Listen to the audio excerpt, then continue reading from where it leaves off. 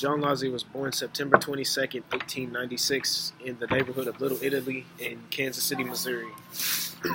The Kansas City crime figure in 1928, John Lazia was appointed head of the powerful Northside Democratic Club in Kansas City, Missouri. He was also a nightclub owner and a dog track operator with criminal record, and he was the undisputed boss of the north side of Kansas City, Missouri. So complete was his control here that if you called the police, John Lazia was apt to answer the phone instead. The Kansas City Massacre was known as the Union Station Massacre to Kansas citizens on June 17, 1933, was linked to him.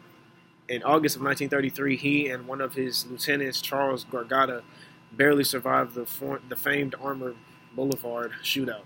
Charles Gargata was shot down years later along with Charles Binaggio in April 6, 1950. Lazia had failed to file a federal return on $82,000 for 1929. He was convicted and sentenced to serve 1 year in jail, but boss Tom Pendergast interceded because of his 37-year-old John Lazia was out on appeal, and on July 10th, 1934, he was shot down in a riot of submachine gun fire.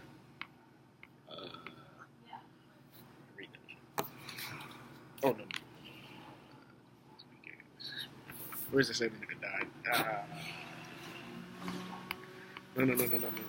There's a paragraph in this shit. Yeah, read it.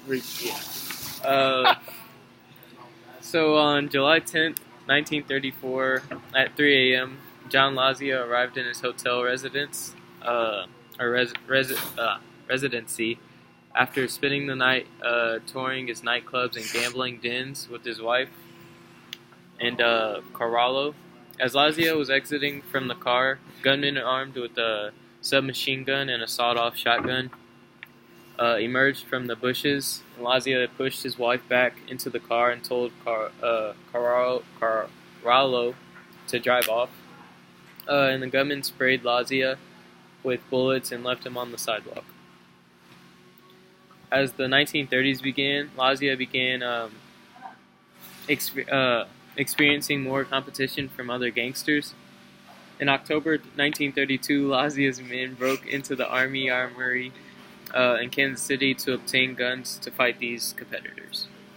In June 1933, a local gang leader, Vernon Miller, requested several gunmen to free 2 bank robbers who were being transported by the train through Kansas City on June 17th. The plan was to ambush the law enforcement escort at Union Station in Kansas City and free their prisoners. Lazia reportedly provided Miller with Adam, Eddie Ricchetti, and Charles Pretty Boy Floyd, a notorious bank robber.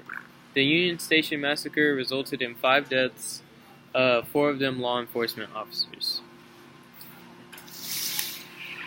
Lazia's criminal activities translated into a comfortable and pleasant life.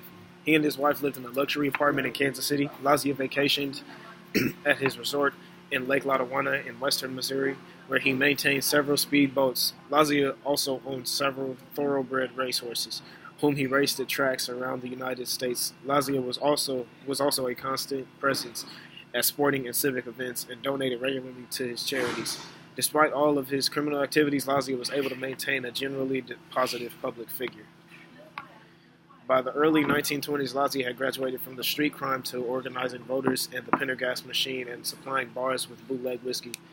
His closet associate and bodyguard was Charles Carallo.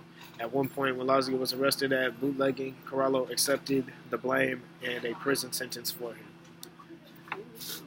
John Lazia's official role in the Mafia was to be the leader of the Northside Democratic Club.